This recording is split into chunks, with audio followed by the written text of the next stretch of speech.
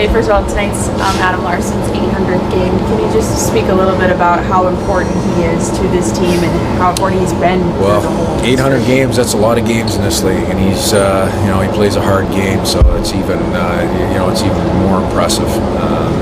But Larsson's just that guy who shows up and competes every night.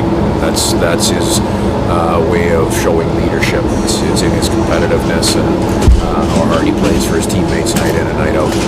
But it's not just 800, right? A lot of those are consecutive games. Yeah. Is there a tendency, you think, for people to sometimes take that for granted when the guy's in there day in, day out? Well, I don't. Maybe on the outside there is, but for sure not from the inside. I mean, when you go through a challenging schedule, the 82 games of the regular season, you go into the playoffs. It's the way Lars plays in particular, the competitiveness and physicality that he plays with each and every night. There's a lot of nights there where he's probably not feeling at 100%, but he deserves a lot of respect for showing up the next night and playing through the different things that he does have to play through, and he does it at a high level. From veteran to rookie, how have you seen Riker Evans really starting to fit in, growing, gelling with the group? Well, Riker was ready to fit in when he came up. We felt pretty strongly about that, and he made that transition on night number one look comfortable for himself. He was very confident, and now he needs to continually add to his game, all the while making sure the foundation of playing well defensively, moving pucks out of the zone, doing all the foundational things that we need from him. He's got to do those on a nightly basis, and he has, and continue adding some of the pieces that we know he's capable of on the offensive side.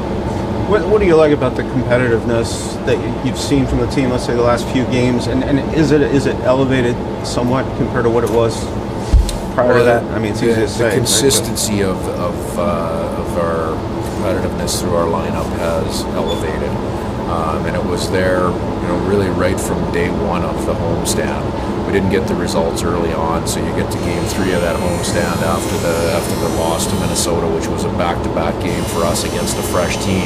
It didn't feel very good. You've come away at that point with 1 point out of the homestand, and so you start looking uphill.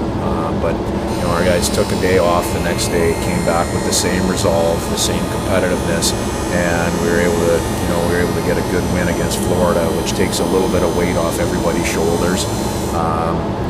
Now we want to continue that, and I know the hunger is there to do that in the dressing room.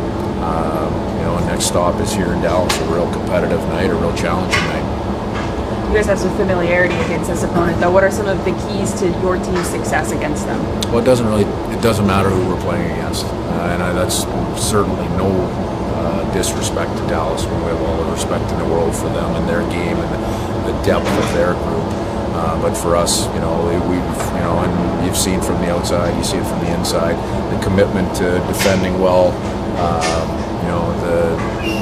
The battles in our own zone, at our net front, the willingness to be in shot lanes defensively, those pieces have to remain a real constant for us.